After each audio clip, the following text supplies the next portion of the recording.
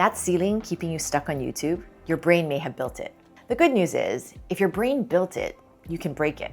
I've seen this pattern in many creators I've worked with, myself included. Here's what's actually happening. Your brain takes a handful of data points, low views, a niche that looks overcrowded, another creator's faster growth, and it creates a story. I've peaked. This is as far as I go. It feels true because the evidence is real, but the conclusion is wrong. And yet it creates a ceiling on what's possible for you. And that ceiling is invisible, so you never even think to question it. In the next few minutes, I'm going to show you exactly how your brain creates that ceiling, and more importantly, how to break through it. So let's start with where that ceiling comes from. Then later, I'll walk you through the 3 versions of this I hear most often with creators, starting with the one that sounds like, if my channel was going to take off, it would have happened by now. And I'll show you the evidence that proves each one wrong. Your brain is constantly deciding what's possible for you, and it decides based on what it has actually seen, what you've personally experienced, what you've seen happen to creators in a similar position as you.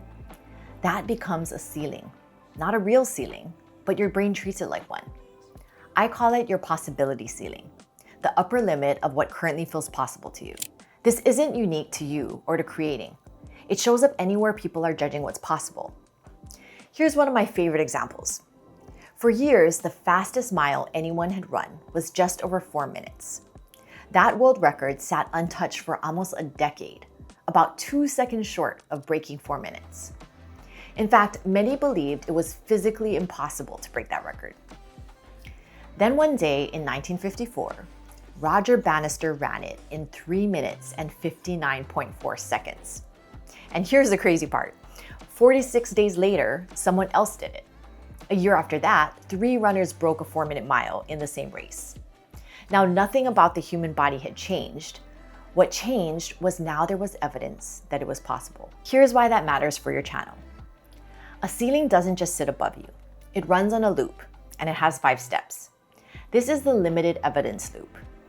It starts with the evidence you see, so your analytics, your last 10 uploads, the creators in your feed.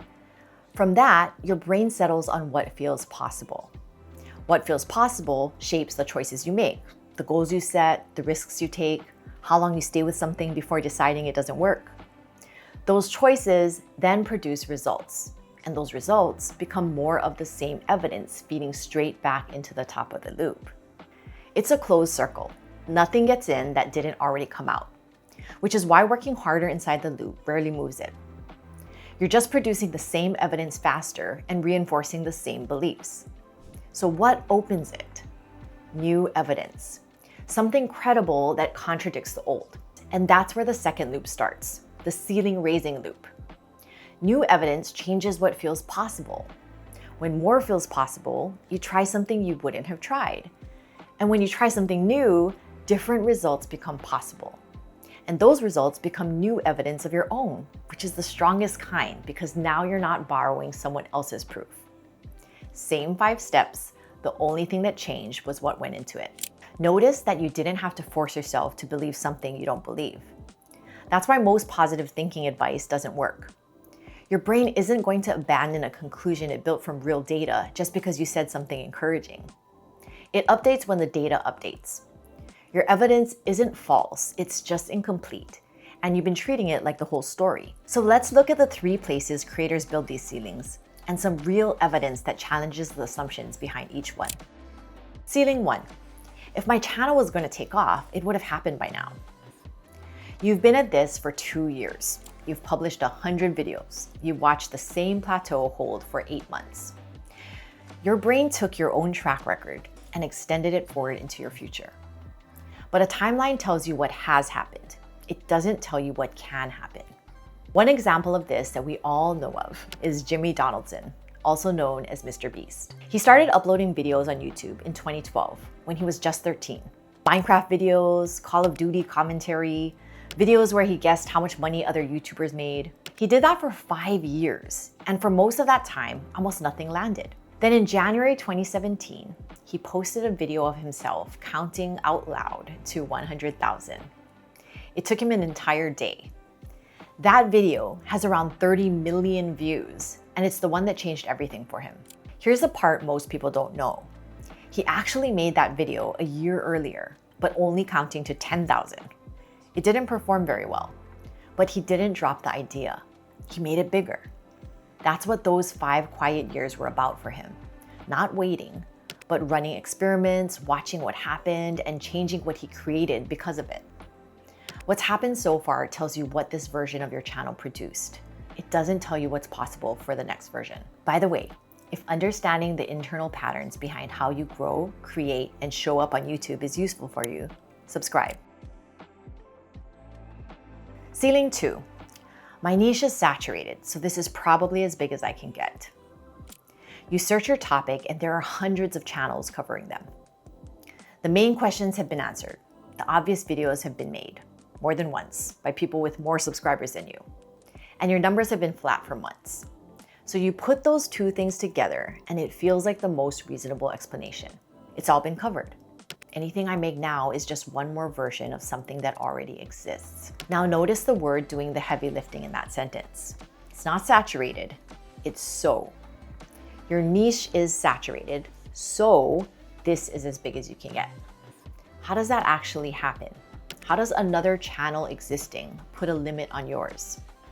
Nobody is subtracting your views because someone else covered the topic first. The competition is real. It's just not causing the thing you're blaming it for. Graham Stephan built a personal finance channel in one of the most competitive categories on YouTube. Same topics, same advice, covered constantly by everyone. If a crowded niche really capped your size, his channel never should have gotten off the ground. But he currently has over 5 million subscribers and over 1 billion lifetime views. Jeff Nippard went into fitness, which is arguably the most saturated niche on the internet. He's past 8 million subscribers, and he's still growing, adding around 70,000 subscribers and 42 million views in the last month. Jeff isn't covering topics nobody else covers. It's the same lifting and nutrition questions everyone in fitness answers. What's different is how he answers them, through a science-based approach built on his biochemistry background and his own years of competing. Neither one of them is in a less crowded niche than you. They just kept giving people a reason to pick them. So saturation is real. It just does something different than you think. It raises the standard. Being different stops being optional. But that's not the same thing as saying you've run out of room to grow. When you looked at your niche and decided it was oversaturated, you were counting channels. You weren't looking at what's between them. The positioning, the angle, the format, the way one creator reaches people the others never touch. That's where the room for growth actually is. And even once you accept that growth is still available in your niche, there's usually one more ceiling underneath it. The belief that it's available, just not to someone like you. Ceiling 3. Successful creators have something I don't. This is the one I hear a lot in my coaching, and it's the one I always answer with the same question. When you say successful creators have something you don't, who exactly are they? Most of the time, it's a struggle to answer this. At best, what I hear is a vague sense of people who are more charismatic, more entertaining, more experienced, more naturally talented, better on camera, more polished, the right age. But the moment you look at who is actually succeeding on YouTube, that picture falls apart. Emma Chamberlain built an enormous audience as a teenager with a camera and almost no production. Anne Reardon has millions of subscribers teaching food science after training as a dietitian and starting her channel well into her adult career. So it isn't age. Marcus Brownlee is calm, precise, and understated.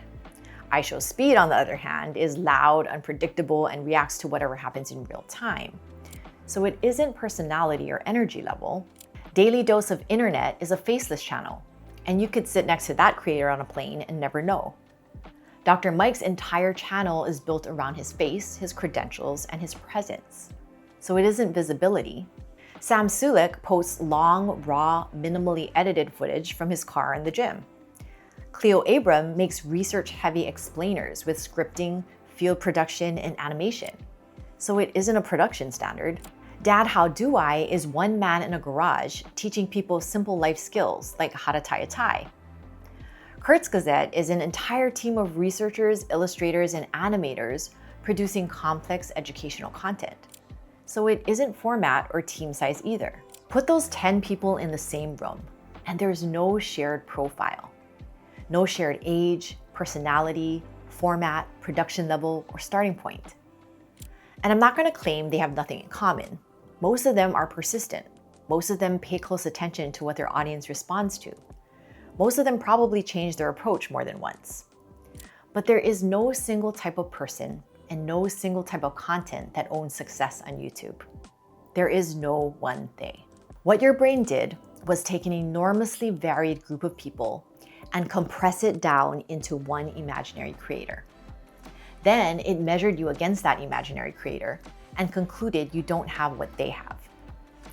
But you've been comparing yourself to someone who doesn't exist. You may not have what one specific creator has, and you don't need to. There's no profile you have to fit to reach your next level. So 3 ceilings, all built the same way. Your past results are partial evidence. The saturation in your niche is partial evidence.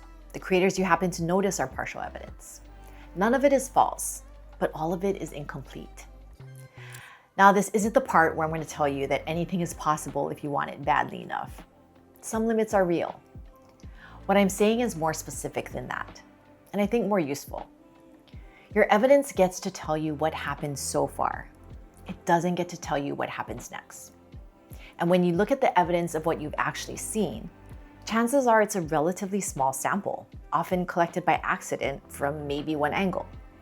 That's not enough to build a ceiling on.